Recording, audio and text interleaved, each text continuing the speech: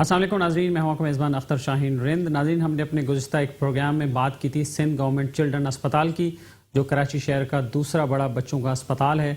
और जब ये अस्पताल बना था और जायका ने भी इसमें सपोर्ट किया था और सिंध गवर्नमेंट ने जब इसे फंक्शनल किया था तो बहुत उम्मीद थी लोगों को, ख़ास तौर पर ना सिर्फ डिस्ट्रिक्ट सेंट्रल के लोगों को बल्कि उसके आसपास के लोगों को भी ये बहुत ज़्यादा उम्मीद थी कि उनके बच्चों की सेहत अब बेहतर रहेगी। जब भी कोई उन्हें इमरजेंसी होगी वो फ़ौरन से पहुंच जाएंगे। और अस्पताल की लोकेशन भी अच्छी है, वहाँ पर एक्सेस अच्छा है कि वहाँ जैसे सेंट्रल के लोग तो थोड़ी देर में वहाँ फ़ौरन पहुँच सकते हैं। वहाँ बच्चों की इमरजेंसी भी शुरू हुई थी, ओपीडी भी थी, उसके साथ साथ न्यूट्रिशनल जो नीड्स हैं बच्चों की वो भी पूरी करने के लिए वहाँ पर फैसिलिटीज़ थी।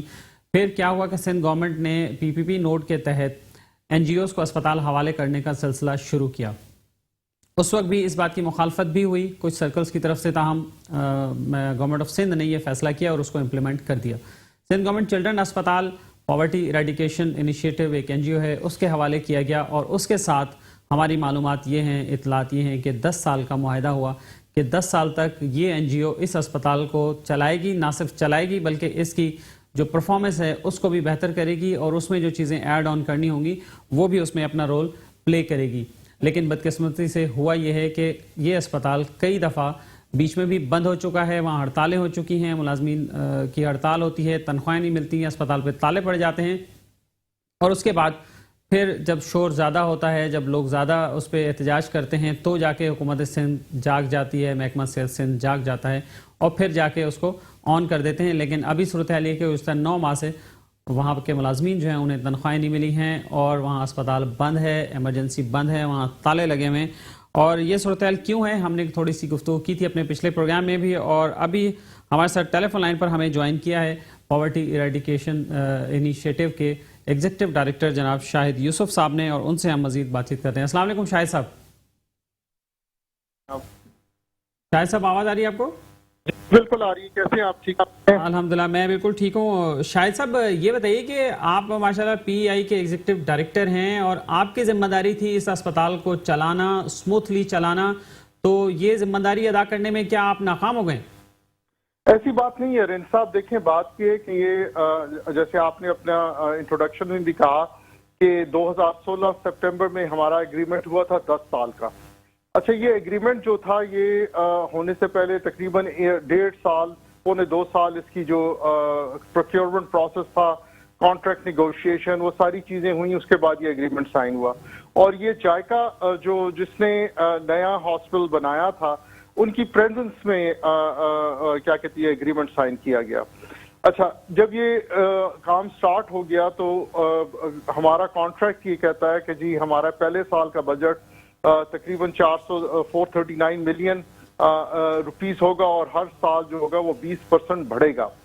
अब ये हम छठे साल में हैं इस टाइम पे और हमें सिर्फ 3 साल के पैसे मिले। तो आप सोच सकते हैं कि एक NGO जो है वो कितना रिसोर्सेज डाल सकती है एक अस्पताल को चलाने के लिए। नहीं, आप ये कह रहे हैं कि जब से आपको कॉन्ट्रैक्ट मिला शुरू के सिर्फ 3 सालों के पैसे मिले और बाकी 3 साल आपने खुद चलाए अपनी जेब से? जी, मैं जो इसको क्लैरिफाई कर दूं कि 6 साल में हमें टोटल 3 साल के पैसे मिले हैं। ये और बात है कि ये 2-2 साल, 1.5 साल पैसे नहीं देते, उसके बाद थोड़े से पैसे रिलीज कर देते हैं। तो आखिरी जो पैसे हमें रिलीज हुए थे वो जनवरी 2021 में रिलीज हुए थे। वो भी हमारे पूरे साल के पैसे नहीं थे, वो भी तकरीबन 7-8 महीने के पैसे थे। अब प्रॉब्लम ये होती है कि अगर आपने 6 साल के बजट में से सिर्फ 3 साल के पैसे दिए हों तो जिस वक्त तो पैसे मिलते हैं उस टाइम पे इतनी ज्यादा लाइबिलिटीज हमारे सर पे होती हैं कि हम लाइबिलिटीज को संभालते हैं और आगे हॉस्पिटल चलाने के लिए फिर रिसोर्सेज हमारे पास नहीं होते। तो शायद साहब बाकी वाले पैसे कहाँ हैं? बाकी 3 साल के पैसे कहाँ हैं? नहीं दिए ना जी, सिंध गवर्नमेंट ने नहीं दिए। हेल्थ डिपार्टमेंट जो है वो उनसे कई दफा हमने रिक्वेस्ट की है कि जनाब आप क्या कहती हैं, जो कॉन्ट्रैक्ट कहता है कि आपने एडवांस में पैसे देने हैं तो आप कम से कम पैसे कुछ तो रिलीज करें। और वो फॉर वन रीजन और दी अदर वो पैसे रिलीज नहीं करते। अच्छा शायद साहब, प्लीज ये भी बताइए हमारे नाजरीन के लिए भी कि आपके और सिंध गवर्नमेंट के दरमियान एग्रीमेंट हुआ क्या था, आपकी क्या जिम्मेदारी थी और सिंध गवर्नमेंट की क्या जिम्मेदारी थी? अच्छा जी, ये एग्रीमेंट जो हमारा हुआ था ये बेसिकली हमारा निगोशिएट हुआ था जो पब्लिक प्राइवेट पार्टनरशिप का यूनिट है फाइनेंस मिनिस्ट्री का, और उनके साथ अटैच थे ये हेल्थ डिपार्टमेंट के पीपीपी नोड वाले उनके साथ, मगर लीड इसको फाइनेंस डिपार्टमेंट कर रहा था क्योंकि कुछ इनके स्टैंडर्ड कोई वर्ल्ड बैंक के बने हुए एग्रीमेंट्स थे और उसके मुताबिक ये एग्रीमेंट हुआ। और ये बड़ा एक डिटेल एग्रीमेंट है। ये असल में 3 एग्रीमेंट्स हैं। एक एग्रीमेंट है जिसको हम मैनेजमेंट सर्विसेज एग्रीमेंट कहते हैं, जो डिफाइन करता है कि उनका क्या रोल होगा, हमारा क्या रोल होगा और हमारी क्या रिस्पॉन्सिबिलिटी होगी, हमें किस तरह परफॉर्मेंस हमारी इवेल्युएट होगी, सिंध गवर्नमेंट की क्या रिस्पॉन्सिबिलिटीज होंगी। फिर उसके अलावा दूसरा जो एग्रीमेंट है वो एक जिसे कहते हैं इंडिपेंडेंट ऑडिटर एग्रीमेंट, जो हमारा हेल्थ डिपार्टमेंट का और एक जो इंडिपेंडेंट ऑडिटर अपॉइंट किया था सिंध गवर्नमेंट ने, उनके साथ एग्रीमेंट हुआ। तीसरा एग्रीमेंट जो था जिसे एस्क्रो एग्रीमेंट कहा जाता है, जो हमारा सिंध बैंक का और हेल्थ डिपार्टमेंट सिंध गवर्नमेंट का हुआ था कि जी हर साल जो है एडवांस में पैसे जो हैं वो एस्क्रो अकाउंट में आएंगे और वहां से फिर अगर हमारी परफॉर्मेंस सही है और अगर हमने ऑडिट की सारी चीजें सही की हैं और अगर हमारी जरूरत है हॉस्पिटल के को रिसोर्सेज के लिए, तो वो एस्क्रो से इंडिपेंडेंट ऑडिटर हमें रिलीज करेगा। और इसमें बेसिकली जो जैसे मैंने पहले कहा कि वो पैसे कभी एस्क्रो में आते ही नहीं है, तो इंडिपेंडेंट ऑडिटर हमें आगे रिलीज नहीं कर सकता। हमारी रिस्पॉन्सिबिलिटी ये थी कि इसकी सारी जो मैनेजमेंट थी वो हमने चलानी थी और इसको इसमें एग्रीमेंट डिफाइन करता है कि हमारे की परफॉर्मेंस इंडिकेटर्स क्या हैं, किसके बेसिस पे हम इवेल्युएट होंगे, और हमने वो मीट करने थे और उसको एक अच्छे तरीके से एक इंटरनेशनल स्टैंडर्ड पे चलाना था, पाकिस्तान के अच्छे स्टैंडर्ड्स पे चलाना था। और सिंध गवर्नमेंट की सबसे बड़ी रिस्पॉन्सिबिलिटी थी कि वो टाइमली बेसिस पे हमें पैसे रिलीज करें। ठीक है, तो फिर आपने जो अपनी परफॉर्मेंस जो आपने दिखानी थी वो आप दिखाने में कामयाब रहे, आपने दिखाई? जी बिल्कुल, अगर आप अवेयर हों तो ये हॉस्पिटल बेसिकली 2 अस्पताल हैं यहाँ। एक जो पुरानी बिल्डिंग थी जो 1994 में मेरे ख्याल में बीवी शहीद ने जिसकी बुनियाद रखी थी, और दूसरा एक नया हॉस्पिटल था 150 बेड का जो क्या कहते हैं जायका ने बनाया था और बंद पड़ा था। और जिस वक्त हमने ये हॉस्पिटल उठाया उस टाइम पे क्या कहते हैं जो पुराना एरिया था, बल्कि बाकी सारा भी वो खंडर था बेसिकली। अगर आप देखना चाहें तो बल्कि बड़ी रिपोर्ट्स की हैं इस पर मीडिया की, और मैं आपको भिजवा भी सकता हूं कि इसमें बेसिकली बहुत ही इसकी हालत खराब थी। सिर्फ हॉस्पिटल के अंदर से हमने 5 ट्रक सिर्फ गंद उठाया था, मतलब इतनी इसकी हालत खराब थी और इसमें इतने टूट फूट थी कि और क्या हालत थी इसकी।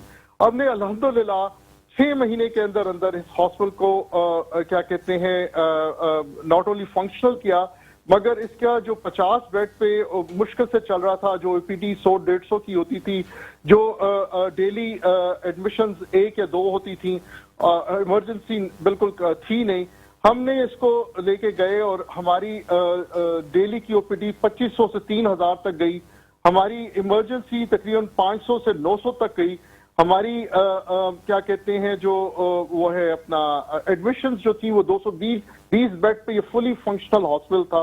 और हमारा प्लान था कि हम इसको क्या कहते 275 बेड तक लेके जाएं और फिर इसको ऐड करें मदर एंड चाइल्ड हेल्थ का। और मैं ये बात खुद अपने उसकी वजह से नहीं कहता, आप इंडिपेंडेंट ऑडिटर की रिपोर्ट्स उठाएं, वो देखें, वो कह रही है कि हमारी परफॉर्मेंस 94% पे गई है, जो आखिरी रिपोर्ट है उनकी। और ऑडिटर्स ने ये कहा है आपको? जी बिल्कुल, रिपोर्ट में आपको और ये ऑडिटर्स कौन है? ये कोई रिलायबल ऑडिटर्स हैं या ऐसे ही आपने नॉर्मल से? मैं बताता हूँ जी। इसमें इस तरह था कि पीपीपी नोड जो है हेल्थ डिपार्टमेंट ने अपनी मर्जी के ऑडिटर लगाए और जो हमारे ऑडिटर थे वही ऑडिटर इनके दूसरे कुछ पीपीपी के जो हेल्थ के पार्टनर थे उनके भी वो ऑडिटर थे। अच्छा, जब उनकी आखिरी रिपोर्ट जिसमें उन्होंने हमें 94% दिया और उन्होंने ये कहा कि हमने फाइनेंशियली कोई इसमें मसला नहीं है, कोई इसमें प्रॉब्लम नहीं है, बहुत अच्छे तरीके से हमने 94% उन्होंने आपको दिया। 94% तो बहुत एक हाई स्टैंडर्ड का एक पॉइंट है, स्कोर जो है। वी वर द हाईएस्ट जी। हमारा जो स्कोर था वो सारे पीपीपी पार्टनर में से बेहतर स्कोर। आपने भूल तो नहीं रहा गलती से? आपने फिगर कहीं ज्यादा तो नहीं बताया? नहीं बिल्कुल जी, 100% सही मैं आपको बता रहा हूँ। मैं आपके साथ रिपोर्ट शेयर कर देता हूँ। अच्छा, इन्होंने वो क्या किया कि जब वो आया तो इन्होंने बजाय इसके कि हमें अप्रिशिएट करने के, इन्होंने कहा जी आप इंडिपेंडेंट ऑडिटर से मिल गए हैं और आपने क्या कहते हैं इनको मैनिपुलेट कर रहे हैं, ये आपके कहने के मुताबिक गलत स्कोर आपको दे रहे हैं। अच्छा। और इन्होंने बगैर नोटिस दिए हुए इन्होंने ये हेल्थ डिपार्टमेंट ने ये इल्जाम लगाया आप पे? जी जी जी जी। तो उन्होंने क्या किया कि बगैर कंसल्टेशन करने के, हालांकि इंडिपेंडेंट ऑडिटर का एग्रीमेंट जो था वो 5 साल का था, इन्होंने इंडिपेंडेंट ऑडिटर जो इन्होंने खुद अपॉइंट किया उसका कॉन्ट्रैक्ट कैंसिल कर दिया। फिर इन्होंने हमें कहा कि जी आप बिग 4 जो हैं डेलॉयट, अर्नेस्ट एंड यंग, क्या कहते हैं फर्गुसन और EY, इनमें से एक ऑडिटर जो है आप अपॉइंट करवाएं और उससे ऑडिट करवाएं। तो हमने इन्हें कहा कि जी बिल्कुल वो सही है, हम इसको जिसका आप कहते हैं हम करवा देते हैं, मगर जो कॉन्ट्रैक्ट कहता है कि आप इस तरह टर्मिनेट नहीं करना चाहिए जब तक कि नया ऑडिटर अपॉइंट ना हो। तो शायद साहब उन्होंने ये इतराज क्यों उठाया जब उनके और भी इदारों में वही ऑडिटर, सेम ऑडिटर काम कर रहा था, तो पर्टिकुलरली सिर्फ आपके इदारे के लिए उन्होंने ये ऐसी बात क्यों? जी ये इसका जवाब मेरे पास नहीं है जी। वो आप उनसे पूछें कि जब आपके दूसरे पार्टनर्स के लिए वही ऑडिटर काम कर रहा है तो हमारे और अभी भी वही ऑडिटर दूसरे पार्टनर्स के लिए काम कर रहे हैं? जी मेरे ख्याल में एटलीस्ट एक के लिए तो कर रहा है, मुझे कंफर्म नहीं है, मगर जिस वक्त हमारा कॉन्ट्रैक्ट कैंसिल इन्होंने किया था ऑडिटर का उस टाइम पे तो कर रहा था। अब रिसेंटली मैंने पूछा नहीं है, मगर वो उस टाइम पे डेफिनेटली वो ऑडिटर काम कर रहा था और मेरा ख्याल है कि अभी भी कर रहा है, मगर मुझे कंफर्म नहीं है इसका। अच्छा, जहां तक उसका ताल्लुक है इन्होंने, अच्छा उसमें फिर चूंकि ऑडिटर अपॉइंट होना था हमारी और गवर्नमेंट की कंसल्टेशन से, तो उन्होंने कहा मुझे कि जी आप क्या कहते हैं फर्गुसन को हायर कर लें। अच्छा, प्रॉब्लम ये थी कि मैं चूंकि चार्टर्ड अकाउंटेंट भी हूँ और मेरा करियर स्टार्ट हुआ था फर्गुसन प्राइस वाटर हाउस के साथ, तो मेरे बोर्ड ने कहा कि जी ये आपका कॉन्फ्लिक्ट ऑफ इंटरेस्ट होगा। कल को गवर्नमेंट यही कहेगी क्योंकि आपका करियर जो है वो प्राइस वाटर हाउस के साथ है, तो ये प्राइस वाटर हाउस की रिपोर्ट भी जो है वो क्रेडिबल नहीं है। तो आप गवर्नमेंट को बोलिए कि जी इनके अलावा बाकी 3 जो ऑडिटर्स हैं या कोई और जिसको मर्जी चाहे अपॉइंट कर दें। अच्छा, उसमें गवर्नमेंट ने तकरीबन 1 साल लगाया और फिर हमें कहा कि जी आप डेलॉयट के साथ कॉन्ट्रैक्ट फाइनल करें। वैसे शायद साहब एक बात और क्लियर कर दें कि जब वो 3 एग्रीमेंट आपने साइन किए तो तीनों की ही ड्यूरेशन 10 साल की ही होगी ना? जी 10 साल की है ना। तो इसका मतलब ऑडिटर ने भी 10 साल के लिए ही आपके साथ रहना? जो इंडिपेंडेंट ऑडिटर एग्रीमेंट था वो 5 साल का था, सॉरी इसमें थोड़ा सा मैं क्लियर। जी वो 5 साल। अच्छा, लेकिन वो भी वक्त से पहले ही उन्होंने हेल्थ डिपार्टमेंट ने कहा कि खत्म कर दिया। जी वो वक्त से पहले ही उन्होंने कैंसिल कर दिया था। अच्छा, इसमें जब इंडिपेंडेंट ऑडिटर का फाइनल हुआ डेलॉयट, उसमें हमें लगे बहुत टाइम लगा एग्रीमेंट फाइनल करने की, क्योंकि ऑडिटर कहता था कि जी हमें गवर्नमेंट डायरेक्टली लिखे क्योंकि हम तो इंडिपेंडेंट ऑडिटर हैं, आप हमें कैसे अप्रोच कर सकते हैं। गवर्नमेंट उनको डायरेक्टली लिखती नहीं थी, हमें लिखती थी, आप करें। सर बड़ी मुश्किल से मीटिंग करवा के उनको ला कर टेबल पे बिठा के तकरीबन 9-10 महीने की एफर्ट के बाद, बल्कि ऑलमोस्ट साल की एफर्ट के बाद ऑडिटर अपॉइंट हो गए। अच्छा, ऑडिटर अपॉइंट हो गए तो उसके बाद क्या मतलब एग्री हो गए, उसके बाद 6-7 जब अपॉइंट हो गए तो उन्होंने जब ऑडिट स्टार्ट किया तो जो हमारी एस्क्रो की बैंक है सिंध बैंक, उसने जो बैंक स्टेटमेंट्स हैं अकाउंट्स की, वो ऑडिटर को देने से इनकार कर दिया कि जब तक सिंध गवर्नमेंट हमें नहीं कहेगी हम नहीं देंगे। अच्छा। और ऑडिट कैसे कंप्लीट हो सकता है जब तक कि आप बैंक स्टेटमेंट्स ना दें।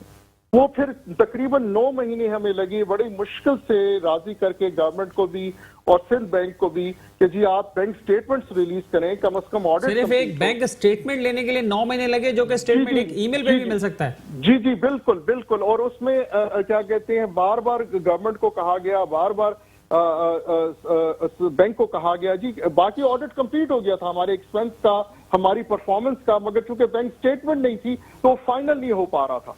फिर बड़ी मुश्किल से 9 महीने बाद जब वो मिली तो वो ऑडिट फाइनल हुआ।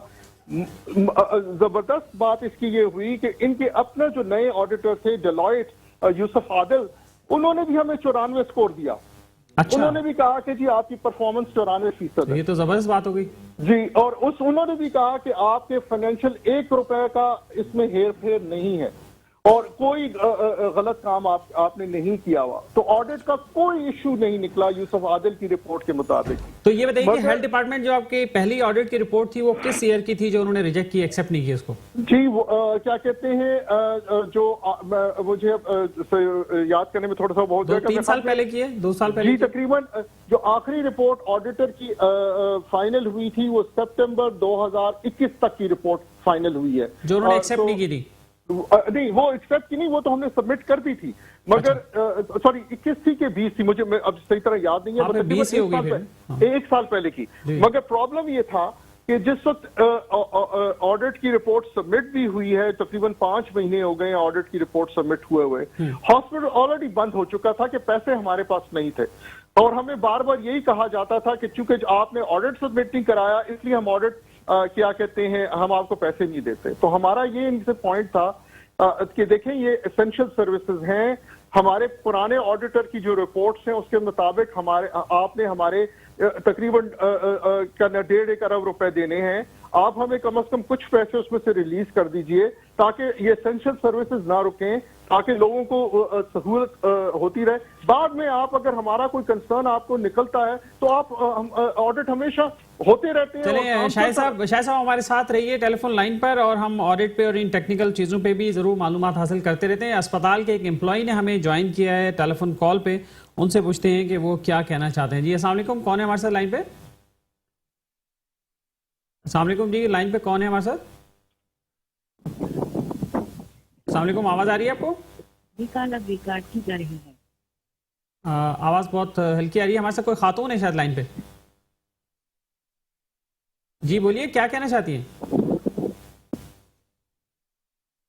कोई खातून कॉलर हैं लाइन पे, लेकिन उन्होंने शायद आवाज़ क्लियर नहीं जा रही और उनकी आवाज़ हमारे तक नहीं पहुंच पा रही। तो चलें वो दोबारा कॉल पे आ जाएंगी हमारे साथ। तो जी शाहिद साहब बताइए, तो फिर क्या हुआ? आपने सबमिट कर दिया, फिर उन्हीं के साइन करदा ऑडिटर की रिपोर्ट आपने सबमिट कर दी है? जी जी, ये कितना अर्सा पहले की बात है, अब कितना टाइम हो गया इस बात? तकरीबन 5 महीने हुए कि वो रिपोर्ट भी सबमिट हो चुकी है। अब इशू ये है तो अब क्या मसला है फिर, आपको पैसे अब क्यों नहीं मिल रहे? अभी देखें इस टाइम पे गवर्नमेंट ने हमारे तकरीबन 3.25 अरब रुपए देने, क्योंकि उन्होंने 3 साल के पैसे दिए, 6 साल के पैसे देने थे, उन्होंने 3 साल के पैसे नहीं दिए हुए। इसका मतलब ये है कि ये जो और चूंकि पैसे हमारे पास नहीं थे, हमारे पास जितने रिसोर्सेस इधर उधर से थे हमने यूज करते हुए हॉस्पिटल को चलाया, हमने हॉस्पिटल को फंक्शनल रखा, मगर एक लिमिट होती है कि हम उसको आगे नहीं ले जा सकते। लेकिन अब तो 8-9 महीने से अस्पताल बंद है ना? जी जी बिल्कुल, इसलिए तनख्वाह नहीं मिल रही ना वहाँ पे, बिल्कुल नहीं मिल रही। और अच्छा, हमारे साथ दोबारा कॉलर लाइन पे है। शायद साहब माजरत चाहूंगा, आपको जरा सा रोकूंगा, आप हमारे साथ ही रहिए जी, मैं एक कॉलर से बात कर लूँ। अस्सलाम वालेकुम जी, कौन है हमारे साथ? वालेकुम अस्सलाम जी, सिंध गवर्नमेंट चिल्ड्रन हॉस्पिटल के एक एम्प्लॉय बात कर रही हूँ। अच्छा जी जी बताइए, क्या कहना चाहती हैं? मैं आपसे ये कहना चाहती हूँ कि ये तो शाहिद साहब आपको सुना रहे हैं कि सिंध गवर्नमेंट का इशू था, इस तरह का कुछ भी नहीं है। एनजीओ ने आज तक अपनी कोई भी जो हम लोगों को इन्होंने वादे किए थे वो कुछ भी पूरे नहीं किए हैं। सर मुझे आवाज नहीं आ रही। अच्छा, आप अपना नाम बता देंगे? नहीं, मैं एक एम्प्लॉय। अच्छा, नेम नहीं बताना चाहिए, चलें ठीक है ठीक है। तो क्या आपसे वादे हुए थे और क्या पूरे नहीं हुए? जी, अभी तक इन्होंने 5 साल हॉस्पिटल चलाए हैं, बार बार ये अस्पताल हर साल बंद हो जाता है, ना कोई सैलरी इंक्रीमेंट लगता है, ना वक्त पे हमें कॉन्ट्रैक्ट मिलता है, ना कोई मेडिकल प्रोवाइड किया जाता है। एनजीओ ने आज तक अपने एम्प्लॉयज के लिए कुछ भी नहीं किया है।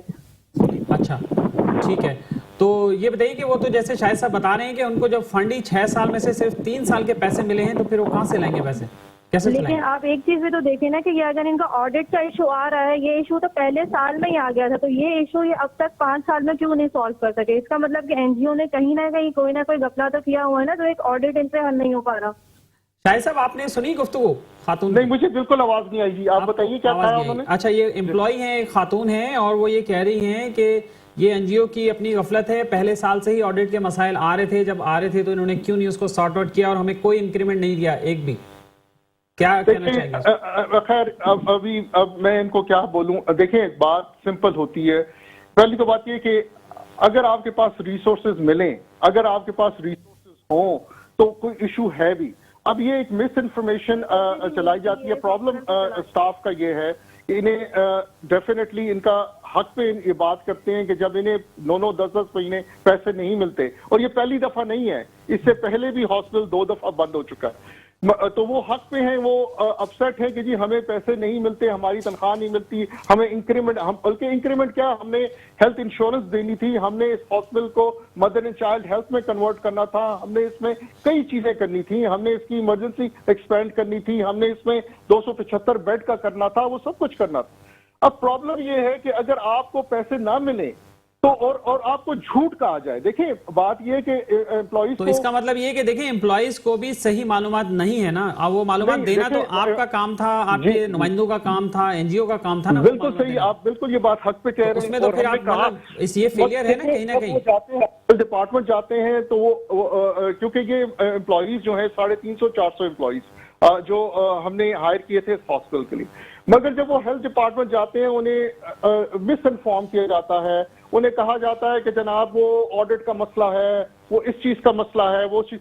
हमने कई दफा कोशिश की बताने की, सबको बताने की, और हम आपको पता है कि जैसे हम एक्सपेट्रिएट पाकिस्तानियों की ऑर्गेनाइजेशन, हम कोशिश करते हैं कि हम इस तरह मीडिया से और दूसरों चीजों से दूर रहें, तो हम नहीं करते। ये भी बड़ी उसके परेशानी की हालत में, क्योंकि अब 9 महीने गुजर गए हैं, एम्प्लॉय जो है परेशान है, क्या कहते हैं, बच्चों को सेहत की सहूलत नहीं मिल रही, ईद आ रही है, तो इस परेशानी की वजह से जब आपने अप्रोच किया तो हमने कहा चलें हम आपको अपना पॉइंट ऑफ व्यू दे देते हैं।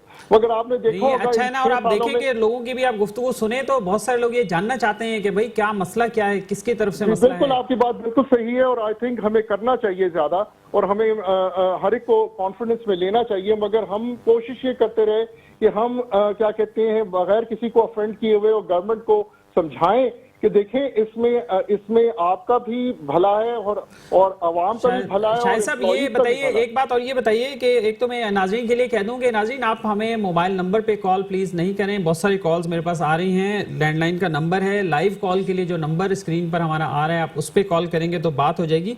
शायद साहब ये बताइए कि वजीर सेहत अजरा फजल पेचो साहिबा काफ़ी टाइम से वजीर सेहत हैं और बड़ी ताकतवर हैं, और पीपल्स पार्टी पूरी एक तरफ और वजीर सेहत एक तरफ भी हो जाएं तो भी वो उनका पलड़ा ज़्यादा भारी रहता है। बहुत सारे मामलात में हमने देखा है हेल्थ डिपार्टमेंट को सिंगली उसको लीड कर रही हैं, किसी को साथ भटकने नहीं देती, किसी की सुनती नहीं है और अपनी मर्जी करती हैं, अपनी मनमानी करती हैं। तो आपने उनसे रब्ता नहीं किया, उनसे आप गए नहीं, उनसे आपने मुलाकात क्यों नहीं की, इतना टाइम क्यों ज़ाया किया आपने? आपको जाना चाहिए था उनके पास।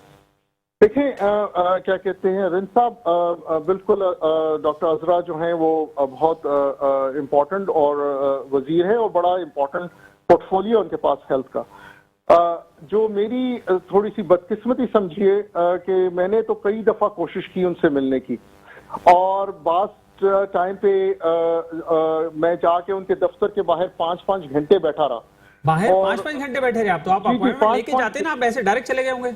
जी नहीं, अपॉइंटमेंट लेकर यहाँ से मैं फ्लाई करके इस्लामाबाद से कराची आया, बाकायदा अपॉइंटमेंट लेके आया, और अपॉइंटमेंट भी मैंने क्योंकि डायरेक्ट वो अपॉइंटमेंट नहीं दे रही थी तो कोशिश की कि कुछ थोड़े से जो पीपल्स पार्टी के सीनियर लोग हैं या मिनिस्टर्स हैं सीनियर या चीफ मिनिस्टर ऑफिस के थ्रू रिक्वेस्ट करके हमने अपॉइंटमेंट करवाई। और मैं तो इसका मतलब आपने फिर सिफारिश करवाएगी तो वो तो नाराज हो गई आपसे, वो तो आपकी शक्ल भी शायद नहीं देखना चाहती होंगी फिर वो। जी मैं उनसे डायरेक्टली कई दफा रिक्वेस्ट कर बैठा हूँ, कई लेटर्स हैं मेरे, कई दफा मैं कॉल्स करके मैसेज छोड़े हुए हैं, कई दफा मैंने उन्हें व्हाट्सएप मैसेज किए हुए हैं कि जी मुझसे मिल लीजिए काइंडली, तो वो मिलना नहीं चाहती। और मैं कई दफा आया हूँ, एक दफा नहीं कई दफा, बल्कि एक दफा तो हमारे साथ रिसर्च कर रहे थे, क्या कहते हैं क्रेडिबल यहाँ के इंस्टीट्यूशंस जैसे खान है, और वो उनकी टीम हमारे साथ थी, और हम लोग खान वाले और हम इनके दफ्तर के बाहर, ये दफ्तर में बैठी हुई थी, हमारी अपॉइंटमेंट सेट थी इनके साथ, और हम बैठे रहे 5 घंटे बैठे रहे।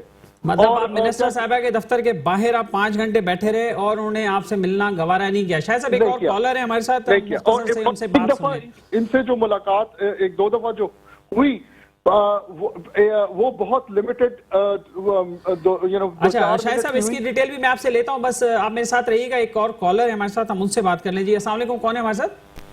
वालेकुम सलाम, मैं सिंध गवर्नमेंट चिल्ड्रन हॉस्पिटल से बात कर रहा हूँ, स्टाफ हूँ यहाँ पे मैं। अच्छा जी, मुख्तसरन बात कीजिए, क्या कहना चाहते हैं? तकरीबन आधी बातें तो बिल्कुल ही ना समझ में आने वाली बात है।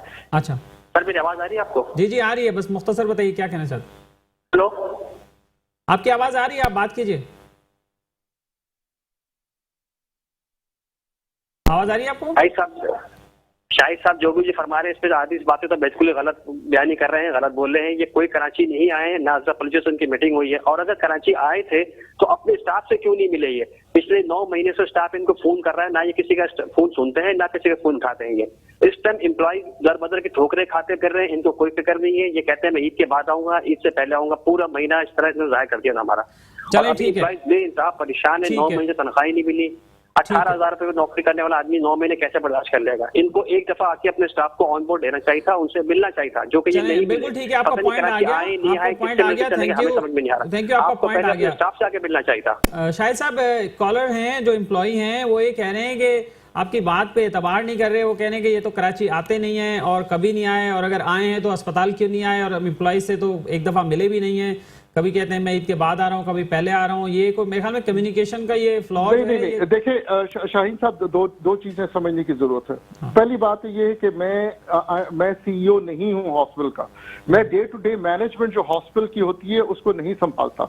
उसके लिए फुल टाइम क्या कहते हैं हमारे सीईओ हैं जो इनसे मिलते भी रहते हैं, इन्हें ब्रीफ भी करते रहते हैं। और मैंने कुछ महीने पहले HODs की एक मीटिंग करके उनको भी ब्रीफ किया था कि क्या सिचुएशन है। अब HODs की रिस्पांसिबिलिटी है कि वो आगे ब्रीफ करें, लेकिन उन्होंने मेरे ख्याल में फिर वो जिम्मेदारी पूरी की नहीं है, जो कि मुलाजिम बड़े बेचैन है, बहुत परेशान है। अच्छा, मैं बताता हूँ। और ईद सर पे है, फिर वो क्या कहने जा रहे हैं ईद की वजह से भी। दूसरी बात ये है कि वो चूंकि वो परेशान है, वो हक पे है।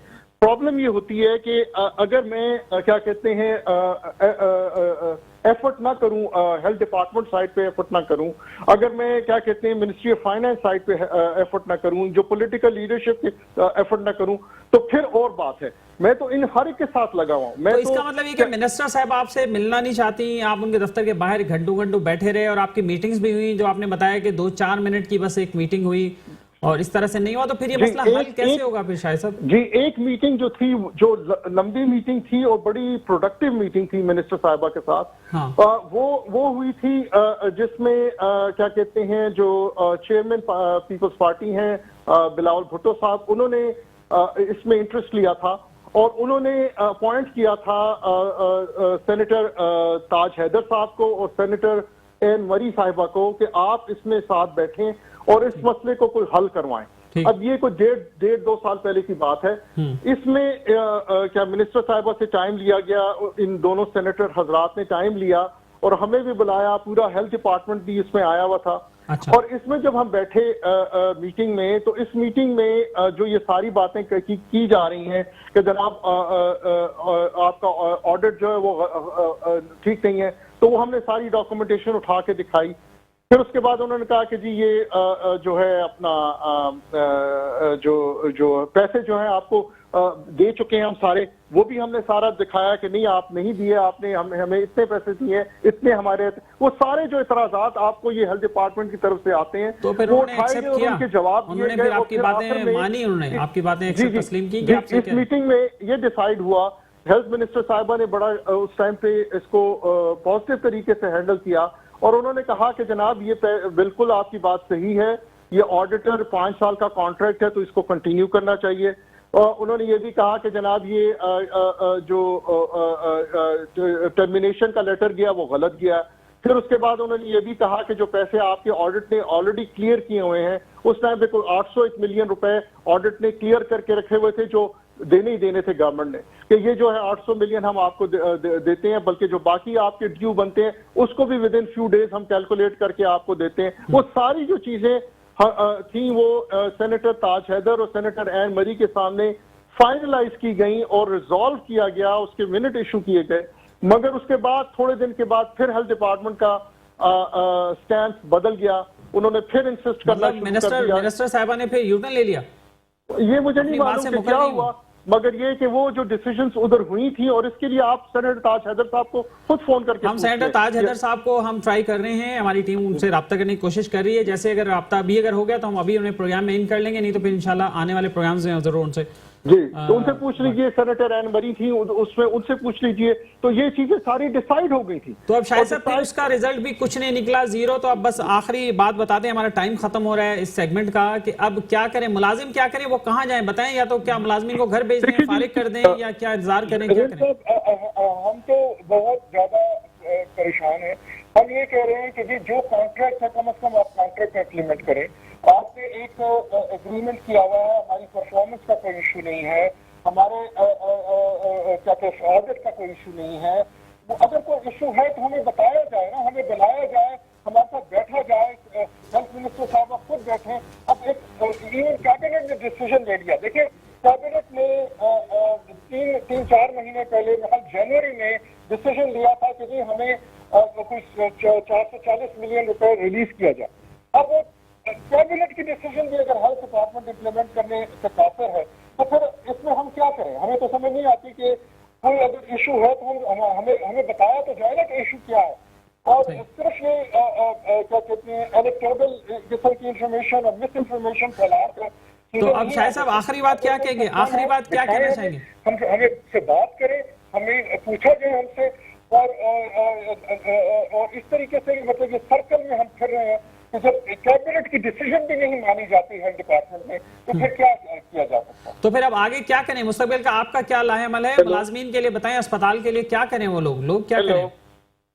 जी शाहिद साहब, आपकी आवाज आ रही है? जी शाहिद साहब, आवाज आ रही है आपको? जी जी जी, एकदम आवाज कट गई थी। मैंने अच्छा, आपकी आवाज सारी आ रही थी, हमने सुनी है। अब आखिरी बात बता दें कि अब आगे क्या हो रहा है, मुलाजमीन क्या करें, आपकी स्ट्रेटेजी क्या है, आप क्या करने जा रहे हैं? देखिए जी, हमने तो अब कोर्ट का भी सहारा लिया है। अब कल कोर्ट की हियरिंग भी है, हाई कोर्ट की, और हमने तो हर एक को रिक्वेस्ट की हुई है। हमने सीएम साहब को भी रिक्वेस्ट की हुई है, हमने हेल्थ मिनिस्टर साहिबा से भी रिक्वेस्ट की हुई है, हमने चीफ सेक्रेटरी साहब से भी रिक्वेस्ट की हुई है, हमने हेल्थ सेक्रेटरी साहब से भी रिक्वेस्ट की हुई है। हर एक से हमने रिक्वेस्ट की है कि काइंडली इसको आप देखें। हमारा स्टाफ सफर कर रहा है, हमारे जो बच्चे यहाँ 3000 बच्चे आते थे हेल्थ सर्विसेज के लिए, ओपीडी होती थी, हमारा फुल फ्लेज हॉस्पिटल चल रहा था, वो सारे गरीब सफर कर रहे हैं। तो आप खुदा के लिए इसको as on a compassionate ground कम से कम ईद से पहले इतने पैसे तो रिलीज करें कि हम स्टाफ की कुछ तनख्वाहें दे सकें। आप ये देखें, हमारा महीने का स्टाफ की सिर्फ तनख्वाहों का बजट 3.5 से 4 करोड़ रुपए है। तो आप समझ लें कि इस वक्त 9 महीने ये और 2 महीने पहले 11 महीने की तनख्वाह हमने देनी है, तो तकरीबन 400 मिलियन तो हमने सिर्फ तनख्वाहों में देने हैं। उसके अलावा हमने यूटिलिटीज के बिल देने हैं, बिजली गैस के, हमने आरओ प्लांट के चलाने के पैसे देने हैं, हमने इक्विपमेंट चलाने के पैसे देने हैं, हमने अपने वेंडर्स जितने भी हैं, चाहे वो मेडिसिन के वेंडर हैं, लैब की सप्लाईज के वेंडर हैं। अच्छा शाहिद साहब आपको रोकूंगा बस एक लम्हे के लिए, आप रुकिएगा। एक और कॉलर है हमारे साथ, आखिरी कॉलर है, इनसे हम बात कर लें। जी अस्सलाम वालेकुम, कौन है हमारे साथ लाइन पे? वालेकुम अस्सलाम, ये मैं चिल्ड्रन हॉस्पिटल का एम्प्लॉय हूँ। जी क्या कहना चाहते हैं, क्या कहना चाहते हैं? जी मैं शाहिद साहब से ये पूछना चाहता हूँ कि हमें ये एचआर वालों की तरफ से मतलब हदायत थी कि हॉस्पिटल बंद भी होगा तो आपने आके अपनी शिफ्ट में टाइम इन टाइम आउट करना है। जिसका टाइम इन होगा, जिसका टाइम आउट होगा, उसको सैलरीज मिलेंगी। मुझे बताएं कि हमारे पास सैलरी ये रिलीज कर नहीं रहे हैं, हमारे पास जहर खाने के पैसे नहीं है, 8-8 महीने से घरों में किराए नहीं दिए, बिजली के बिल है, गैस के बिल है, बच्चों के स्कूलों की फीसिस है, वो हम पे कर नहीं पा रहे हैं। ये चीजें हम पेट्रोल जलाकर 20-20 किलोमीटर सिर्फ टाइम इन और टाइम आउट करने के लिए आए, ये कहाँ का इंसाफ है? इनसे पूछें आप। चलें ठीक है, बहुत शुक्रिया, आपका सवाल आ गया शाहिद साहब। एम्प्लॉय का सवाल ये है कि एचआर डिपार्टमेंट ने सब मुलाजमिन को हिदायत कर रखी है कि वो इन लगाएंगे, आउट लगाएंगे तो उनकी सैलरी बनेगी और उनकी सैलरी जो है वो ड्यू होगी, वरना नहीं होगी। अब मुलाजिम ये पूछ रहे हैं कि भाई हम 10-15 किलोमीटर 20 किलोमीटर दूर से हम आते हैं, काम होता नहीं है, अस्पताल बंद है, तो हम क्या करें? पेट्रोल भी अपनी जेब से लगा लगा के आ रहे हैं। मैं देख लूंगा जी, ये इशू भी मैं I'll take a look at it जी।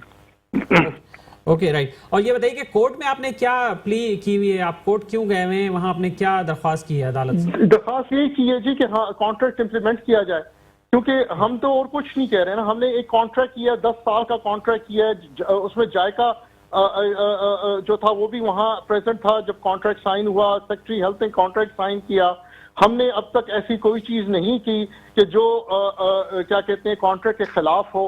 तो अगर कोई एतराज है गवर्नमेंट का तो हमें बताएं। एक लास्ट चीज में थोड़ा सा और भी क्लियर कर दूं, हमें कुछ अर्सा पहले एक नया कॉन्ट्रैक्ट भी इन्होंने दिया कि जी आप ये कॉन्ट्रैक्ट साइन कर दें। नया कॉन्ट्रैक्ट दिया क्यों? नया कॉन्ट्रैक्ट वैलिड है तो फिर नया कॉन्ट्रैक्ट कैसा? यही हम पूछते हैं। और दूसरी बात ये कि हमारा जो कॉन्ट्रैक्ट है वो ये 3 कॉन्ट्रैक्ट का हिस्सा है और जिसमें मैनेजमेंट सर्विसेज कॉन्ट्रैक्ट बड़ा कॉम्प्रहेंसिव कुछ 35 सफ़ों का कॉन्ट्रैक्ट है, मगर इन्होंने और ओवरऑल हमारा कॉन्ट्रैक्ट 100 सफ़ों का है। इन्होंने सिर्फ जो मैनेजमेंट सर्विसेज कॉन्ट्रैक्ट हमें पकड़ाया वो पता नहीं कहां से कट एंड पेस्ट करके इन्होंने किया है और वो तकरीबन 126 सफ़ों का एक कॉन्ट्रैक्ट है जिसको कोई समझ ही नहीं सकता कि इसमें क्या है।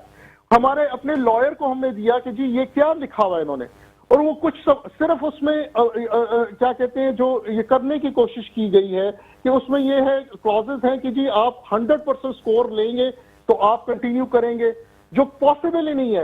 यदि आप ह्यूमनली पॉसिबल ही नहीं है कि 100% स्कोर लिया जा सके। और दूसरा ये कि जी आपका कॉन्ट्रैक्ट 10 साल से रिस्ट्रिक्ट होकर 1 साल का हो गया।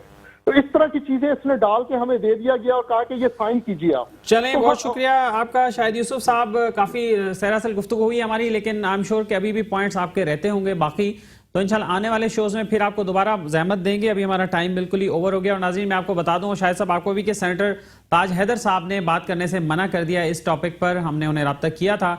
तो ये सूरत हाल थी सिंध गवर्नमेंट चिल्ड्रन हॉस्पिटल की नाज़रीन जो हमने आप तक पहुंचाई है। इसके हवाले से हम कोशिश करेंगे कि आने वाले शोज़ में भी इस पर बात करें, चूँकि 9 महीने से मुलाजमीन को तनख्वाहें नहीं मिली, ईद सर पर है, माह रमज़ान भी उन्होंने ऐसे गुजारा, उधार ले लेके थक गए। बहुत सारे मुलाजिम कह रहे हैं कि उनके पास जहर खाने के भी पैसे नहीं है, तो वो क्या करें?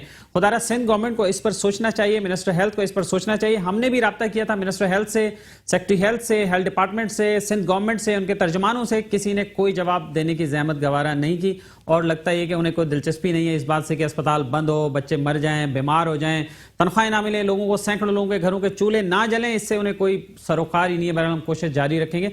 अपना ख्याल रखिएगा, इजाजत दीजिए, अल्लाह हाफिज।